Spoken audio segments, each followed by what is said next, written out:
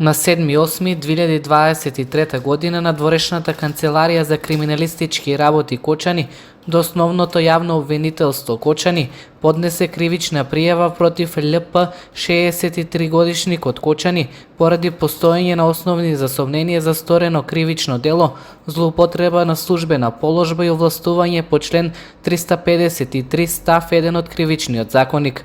Тој во својство на службено лице градоначалник на општина Кочани, со искористување на својата службена положба, ги пречекорил границите на своето службено овластување, така што на 6.12.2021 година за прв пат го именувал СЗ за вршител на должноста директор на Средното општинско училиште Гошо Викентиев Кочани и продолжил да го именува по трети и четврти пат, иако бил должен да знае дека лицето кое го именувал не го положил испитот за директор во законски утврден рок од 1 година и не ги исполнувал условите за вршење на должноста.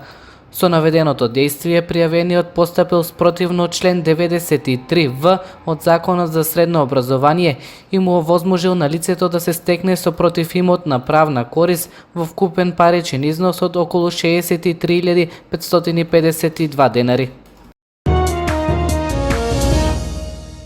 По поднесената кривична пријава од страна на Министерството за внатрешни работи за злоупотреба на службената должност, градоначалникот Папазов испрати писмен допис до јавноста. На 19 ноември 2021 добив писмена оставка од тогашниот директор на Средното општинско училиште Гошо Викентиев со број 08-2765/1. Во врска со истата донесов одлука број 08-2765/2 од 3 декември 2021 година за разрешување од функција на тогашниот директор. На 3 декември 2021 година донесов одлука број 08-2765/3 за распишување интерен оглас за вршител на должноста директор на Средното општинско училиште Гошо Викентиев. Во врска со оваа одлука беше објавен интерен оглас со број 08-2765/4 со пропишаните услови за вршење на должноста директор на Средното општинско училиште. По објавениот интерен оглас до градоначалникот беше поднесена една пријава од редот на вработените во училиштето. Согласно поднесената пријава, донесов одлука број 08-2765/8 за назначување на ВД директор на Спирко Златков. Ова е целата вистина во врска со назначувањето на директор и обидите да се прави притисок во разработата на градоначалникот. За крај сакам да прашам дали ова е обид да се релативизира и сокрие пријавата од ВД директорот уште пред 6 месеци во врска со откриени малверзации од страна на вработени во училиштето, блиски роднини на поранешен началник и сегашен инспектор во полиција, зашто се уште ништо не е превземано од страна на Министерството за внатрешни работи. Се вели во дописот испратен од градоначалникот Љупчо Папазов.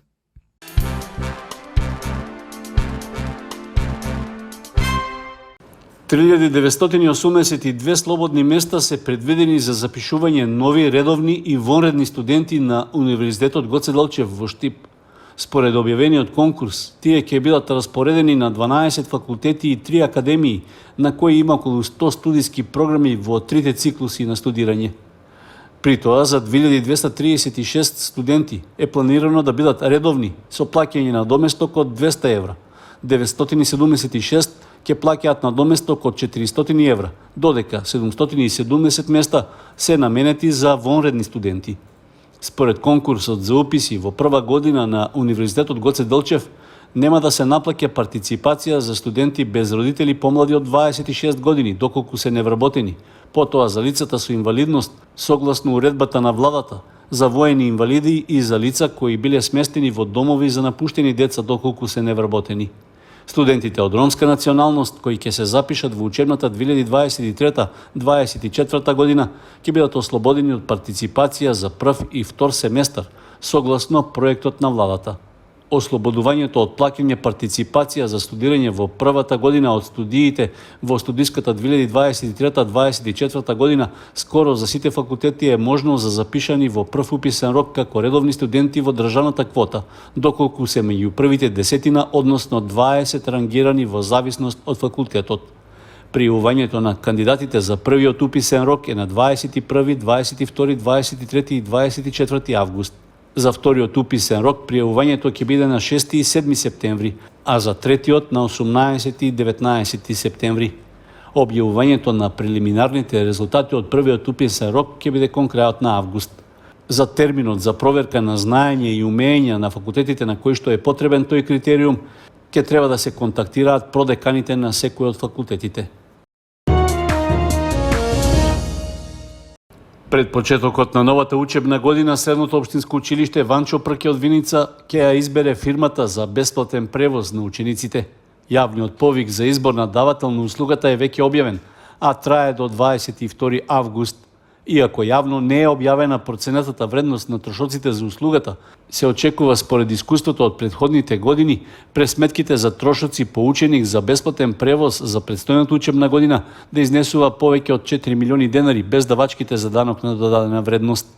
Со распишаниот тендер треба да се обезбеди превоз за 176 ученици кои живеат во другите населени места во општина Виница или пак се од соседните општини Кочани и Зрновци. Релациите на кои ќе се врши превозот на учениците се групирани во 8 линии, а како забелешка во техничката спецификација на јавниот повик е наведено дека превозот ќе се извршува само во една смена, односно за периодот меѓу 7 часот и 45 минути и 14 часот. Најголем број од учениците до Средното општинско училиште Ванчо Прке ќе се превезуваат на линиите од Јакимово, Истибања, Градец, Трсино и Блатец. Носителот на набавка се обврзува да обезбеди посебна линија за превоз на учениците, односно во периодот кога ќе ги превезува да не врши превоз на други патници. Исто така во сопственост треба да има и соодветен број на возила за превоз на дадена релација, а возилата да располагаат со соодветен број седишта сразмерно на бројот на ученици. Плаќањето за извршената услуга училиштето ќе го прави по добивање на средства од општина Виница на сметката за блок дотации. Со оглед што предметот на договорот е деллив, тоа значи дека за давање на услугата може да се пријават и повеќе понудувачи, односно еден оператор да избира кои релации ќе ги вози. Сојузот на синдикати на Македонија известува дека минималната синдикална кошничка, односно минималните трошоци за едно просечно 4-члено семејство за месец јули изнесувале 48.620 денари. Ова е зголемување за 441 денар во однос на месец јуни. Од вкупната вредност на кошничката најмногу 44,6%, односно околу 20.000 денари, биле потребни за исхрана и пијалаци, а потоа 13.664 денари за домување, односно 30,46% од потрошувачката кошничка. За хигиена се пресметани 3.247 денари или 7,24%, 3.720 денари или 8,29% се трошоци за превоз, 2.327 денари за облека и обувки, 1.068 денари за култура и 822 денари за одржување на здравје. Вкупно за задоволување на сите потреби биле издвоени 44.853 денари, а кога на тоа ќе се додадат трошоците за живот 3.768 денари или поточно инфлација од 8,4% се доаѓа до сумата од 48.620 денари.